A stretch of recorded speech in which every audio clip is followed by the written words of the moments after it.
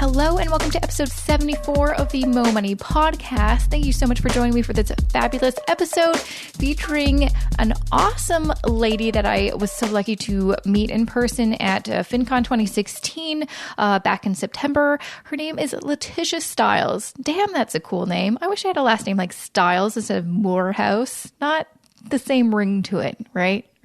Anyways, she is a finance expert, but she's also kind of at the same time turned into this awesome, inspiring, motivational business coach. And I have her on my Facebook. I follow her on all of her platforms. And man, you just get pumped up and you're like, yeah, I can do that. Let's do this.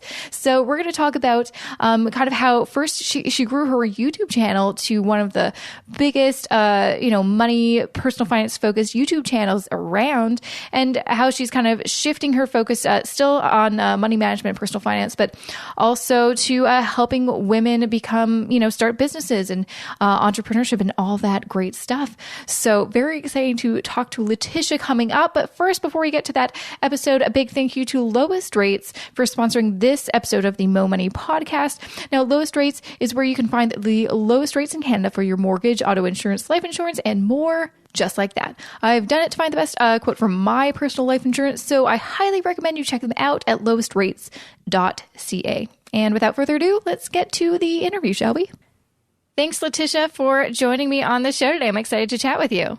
Yes, I'm looking forward to it. Yeah. So tell me a little bit about yourself. I've known your name and your blog and your whole brand for years now, so I'm very excited to chat with you. But tell me in your own words kind of how this all started for you. Yeah, sure. So I graduated from college the second time around with a finance degree into the Great Recession. So it was about 2010. And it wasn't the best time to graduate with a finance degree, but it was a much better degree than my previous Spanish degree. So, I was like, I'm going with it. And I tried to find a job. I was having a really hard time finding a job. And so I just decided to create my own job. Mm-hmm. And that's where my personal finance blog started. It really started as an investing blog because that was what I was most interested in. And then as I started getting feedback from readers, it morphed into more of a personal finance site. And I started that towards the end of 2010, but then I was able to secure a job a couple of months later. And I just continued to write on my blog and continue to grow it as a side hustle as I worked full time. That's awesome. And I think that's something that lots of people can probably relate to is me personally, for sure. I graduated also during the recession and it was impossible to find a job. It took me a year to find full-time work and it was really demoralizing. And I think part of the thing that kind of got me through it was having a creative outlet, which was blogging. So I'm glad that we kind of have that in common. That's awesome. I was also snooping on your LinkedIn and it seems like you have a pretty cool, you've had a couple other cool roles. Like you did you were a therapist at one point and also volunteered in Mexico. Yeah. So I worked a lot of different jobs while I was in college. And one of those jobs was working as a quote unquote therapist for a little girl with autism. Mm-hmm. And so, that program was set up by her parents. And, we came into the program to help her, sort of overcome, the struggles that she had. And that was a really, really challenging and rewarding experience. Mm-hmm. And, I just have a love for children. So I also volunteered my time as well, building homes in Mexico. And that also integrated my love of, the Spanish language and Spanish culture. And I had a lot of time, right? Like when you're in college, you have more time on your hands than you do me. So, I really had the time to sort of explore all of my passions and, really sort of go after those things that I was interested in doing. That's awesome. So you started the blog in 2010. When did the YouTube channel come into play? Because it's huge. You have I checked today and there's over 7,000 subscribers. Yeah. So the YouTube channel, I started maybe a year and a half in. And I had started creating some sort of tutorial type content, but it wasn't until I went to FinCon for the first time and I heard Jeff Rose from Good Financial Sense speak about video as a great way to connect with your audience. So I said, okay, I'm going to get out there, start doing video. And I started creating, a couple of videos here and there. And then I got really, really serious about it. And I, researched all the ways to make a YouTube channel successful. I started creating consistently one video every single Tuesday. Wow. And the channel continued to grow with people who are interested in learning about personal finance. And, I tried to make it funny and entertaining as well. And it's continued to grow. It's continued to, to be a way that people find me. I've gotten several major brands and work with Fortune 500 companies because they found me via YouTube. And I think it's also a medium that a lot of personal finance bloggers and experts haven't really tapped into. And honestly, I'll be honest, like I've always known your blog, but when I was just doing some research on YouTube just to see what's out there, and also like sometimes I just like need to know an answer for something and I'll go on YouTube because I'm a very visual person. I found you immediately and I love your videos. You're very kind of to the point and this is how it is. So I think it's awesome that, kind of in conjunction with your blog, you also have videos to really kind of explain terms and just like important things people need to know in a visual way, which I think is very important. Yeah. And what I've found is that, my audience really, really enjoys video. And I prefer creating video over writing. So it was sort of a perfect fit.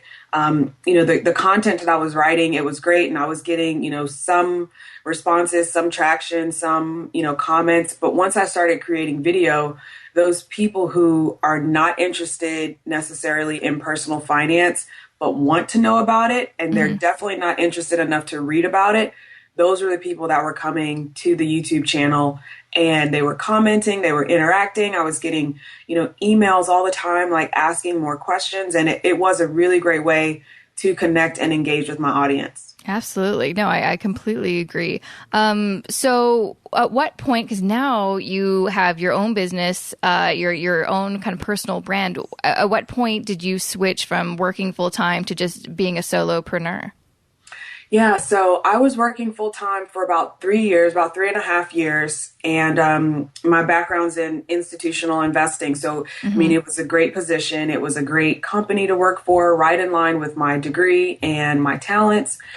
And I couldn't shake the passion that I had to, number one, create original content, to number two, connect with an audience that was hungry for this type of information. Because the clients that we had in institutional investing, we were working with banks, with, family offices and large corporations. And it was hard to see the individual one-on-one impact, right? Like you might help a company figure out how they can restructure their 401k plan to benefit their employees, but you'll never talk to that individual employee that received, the fruits of your labor. So I really, really was passionate about actually seeing the people that I was helping. And I set a goal, I set a deadline to save enough money and earn enough, like a base minimum. I wanted to earn, at least $1,000 per month from my blog before I, made the decision to leave with, at least 6 months of income saved. And once that happened, I took the leap and it was pretty rocky at first, I'll be completely honest, because one of the income streams that I had kind of dried up after, the first couple of months. And it really kind of threw me into the fires of entrepreneurship. And I had to learn quickly how to generate income so that I didn't have to go back to a full-time job. And so what did you do to figure out how to, what did you do? Yeah, of course. So the entire story front to back is actually on the front page of Young Finances if your listeners are interested in getting the video version. But, basically, I started out with the passive income affiliate income, and that gave me a base of like $1,000 a month. From there, like I said, one of those income streams sort of dried up. So I started freelance writing. And then freelance writing brought in another, $1,000 to $2,000. And then I figured out that I could actually sell my personal skills and services to other entrepreneurs. And when I figured that out, my income really exploded. I started making five figures per month. Wow. And it made like such a huge impact that I was like, okay, this is it. I finally figured out my business model. And that's what I do now. I help business owners with their, with their online marketing to help them generate new leads. And the business owners that I work with are usually, like financial advisors, because that's essentially my background. So that's been a really great way for me to build my business. Yeah, that sounds like kind of a perfect marriage of all of the stuff you've learned in terms of digital marketing, but also your financial background. That's awesome that you found like that perfect niche that, they're probably looking for exactly you and you're looking for exactly them. That's awesome. That's awesome. I want to kind of get into why are you so passionate about personal finance, but also specifically educating millennials about personal finance? I really wish that I had known a lot of different things before I turned a certain age, before I got out of school or there's just stuff that I really wish that I knew. And that drives a lot of my passion because, if I had known more, maybe I would have done something differently. I don't know, but at least I would have had that knowledge. And, I got my first credit card at the age of 18. I didn't know proper, credit management. At first I was paying everything off in full, but then I started paying the minimum. And then I went to an ATM to withdraw cash, not understanding the different interest rates for cash withdrawals versus purchases. And, I ended up racking up close to $32,000 of consumer debt between my credit cards and my car loan. And it took me, 3 years and a lot of discipline, but I paid every single dollar of that off. And I really want to help millennials in particular to, so that they don't have to experience that, or if they're already there, so that they know that there is a way out. Because, as millennials, like we're the largest generation since baby boomers. But baby boomers got the advantage of a growing economy when they were coming of age. Whereas with millennials, we were sort of dumped with the Great Recession. And, and I don't feel like a victim, but it definitely presents a different set of challenges, right? So that's why I'm so passionate, because I do want to help millennials get to the point where they can be comfortable about their income, comfortable with their retirement, and just like making more money, because there's plenty to that you can do in order to earn more. Exactly. I think we're, although we were sort of at a disadvantage with the recession, obviously that is, really crappy timing. I think on the other side of the coin, we have this really great opportunity where our parents and our grandparents never had, but we can find other streams of income a little bit easier if we want to be a little bit creative, such as like you wouldn't be able to probably have your business if the internet didn't exist, And so now it's like there's so many ways where you can figure out a way to make extra money on the side, which could really, really help you achieve some of your financial goals. So, we got you win some, you lose some kind of thing. We have such an advantage because all of the new technology that's coming out, we're able to just learn it so quickly, and we've invented a lot of it. Facebook was created by a millennial, but the knowledge that we have, the people who are older, who are not as quick to adopt, or, they don't really know how to understand it. Like, we can show them to use all of this new technology. And if you can figure out how to help them make more money with it, if they're a business owner, then you have a business right there. Absolutely. I'd even say, think about investing. It's so much easier to get the information about investing, so it's not so scary and complex. But B, it's actually really easy to find different ways to invest. There's all these different robo-advisors out there that didn't exist. You had to go to an advisor and go in an office and figure out your finances. Now you can go online and do it yourself. Oh, yeah. It's crazy. It's huge. And yeah. Okay. So now, although this is awesome, I'm kind of curious because, you know, you've gone through a lot and you've learned a lot along the way. What are some of the biggest money mistakes you've made that you've learned from and you want people to learn from?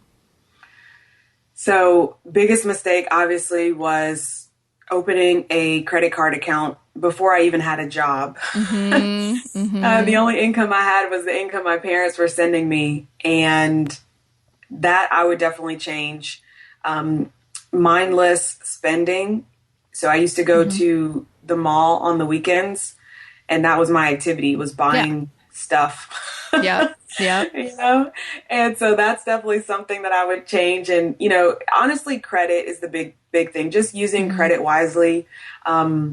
You know, I do have a video about how to use credit wisely, and it's all the things that, you know, like I said, I wish I had known that I know now, because I do have credit cards now. I pay them off in full every month, and, you know, I use them as a tool within my budget. And those are the things that I would like to share, you know, so no one else has to have that, you know, those credit problems that I did.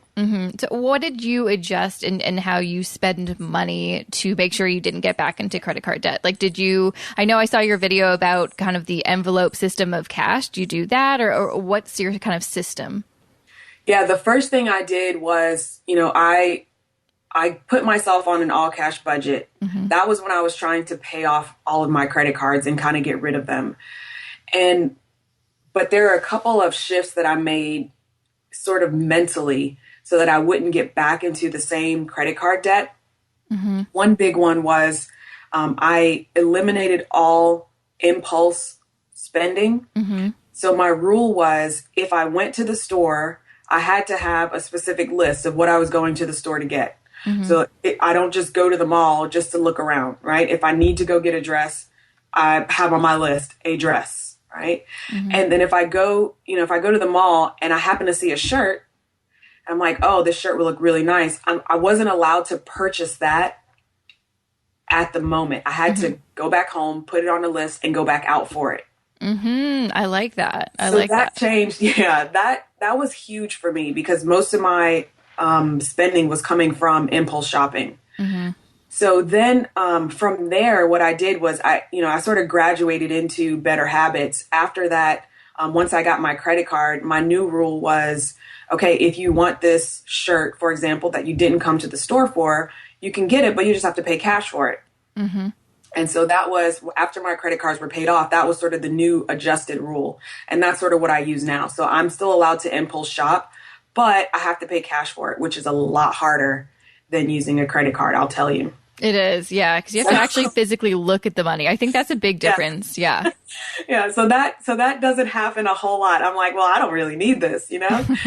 And so that was a big one that I changed. And the other big rule was just making a commitment to myself to pay my credit cards in full every month. And in order to do that, you know, I only use the credit cards for items that I had already budgeted for. So if I had a shopping budget for, you know, let's say $100 per month, then I wouldn't spend no more than $100 per month using my credit card to shop, and, you know, using it for stuff like a cell phone bill. Those are the things that I would have already been spending using cash. And that allowed me to, you know, keep up with my credit cards and, you know, clear them off in full every month and stay on budget. No, that seems like a pretty good system that I'm sure some other people will be starting right after this episode. So those are kind of your big money mistakes. What would be one or two of your big money successes? One of the biggest successes would be, you know, me just starting Young Finances. I never thought it would grow into what it is now, because it's sort of morphed over the years. And something that I started as a blog, just so employers would view me as, you know, a better candidate, turned into a side hustle income that helped me to pay down my debt. And then after that turned into a way for me to get, you know, features with with major companies. Like, who would have thought that a major bank would fly me out to New York, do my hair and makeup, and put me in front of a camera just because they saw me on YouTube? That's pretty freaking cool. Yeah. And pay me also. Yeah. Oh yeah. Also that. Yeah.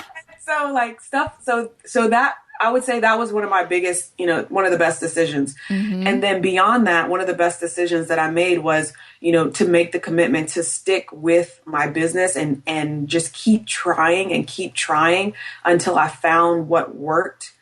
And, figuring out the model of helping business owners, doing that coaching and consulting, mm-hmm. that's what really, helped to just grow and expand my business.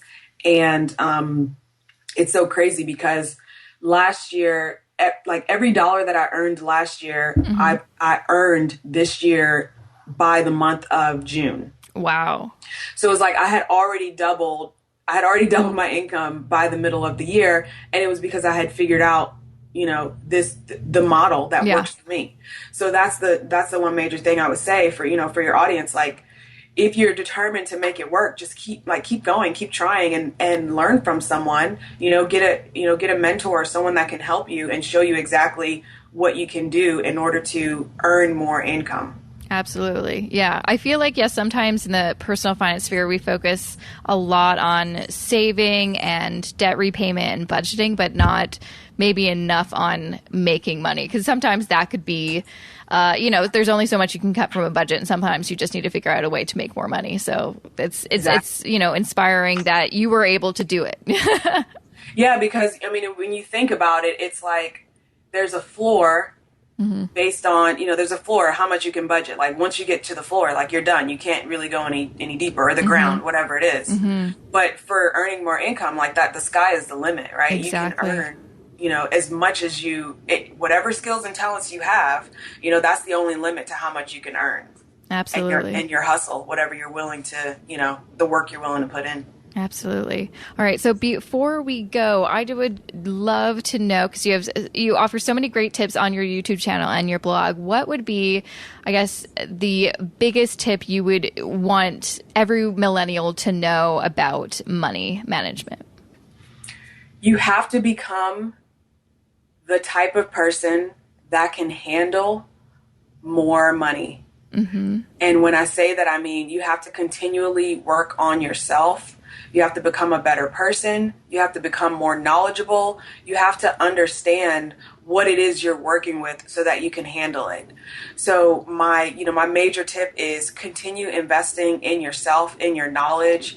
Read books from, people who have been where you want to go, biographies, read inspirational books, development books, and just learn more. The stuff that I know now, even if I had tried 5 years ago to do the mm-hmm. business that I'm doing right now, I wouldn't have been able to do it. Mm-hmm. Because I wouldn't have had the knowledge that I have now. And that knowledge came from not only trial and error, but it came from me investing in myself and my knowledge and growing myself as a person. Mm-hmm. So that's my major tip. Grow into the person you need to be in order to earn more income. Yeah, damn, that's a good tip. I was expecting that was really, really good. I'm like pumped now. Well, thank you so much for chatting with me. I'm excited for all the new videos I'm sure you have coming out. I'll be anxiously awaiting. Yeah, thank you so much. If you would like more information, you can catch me at youngfinances.com. Everything is there, and I look forward to connecting with you. And that was episode 74 of the Mo Money podcast with LaTisha Styles. Make sure to check her out at LaTishaStyles.com. And you can also check out her YouTube channel, her Twitter. She also has a Facebook group. She has all this great stuff, and I'm going to link to all of it in the show notes. So make sure to check that out at jessicamorehouse.com/74. You will not want to not check it out. Okay? check it out. And a big thank you once again to Lowest Rates for sponsoring this episode of the Mo Money Podcast. Lowest Rates is where you can find the lowest rates in Canada for your mortgage, auto insurance, life insurance, and more just like that. So make sure to check them out at lowestrates.ca if you are looking to find the lowest rates on everything. Okay, lowestrates.ca. Thanks again for joining me for another fabulous Mo Money Podcast episode, and I will see you back here tomorrow for another special listener series episode. And again, call out. I need to get some listener series episodes for season 4 in 2017. So if you're listening to this episode, if you're a longtime listener, even not a longtime listener, this is the first episode you've ever listened to. If you have a story that you want to share that is about personal finance, about your journey, and you want to share it with my listeners, people like you, email me, jessica@jessicamorehouse.com, and let's chat. I think that it would be really fun. Okay. Well, I will see you back here tomorrow. Have a good rest of your day.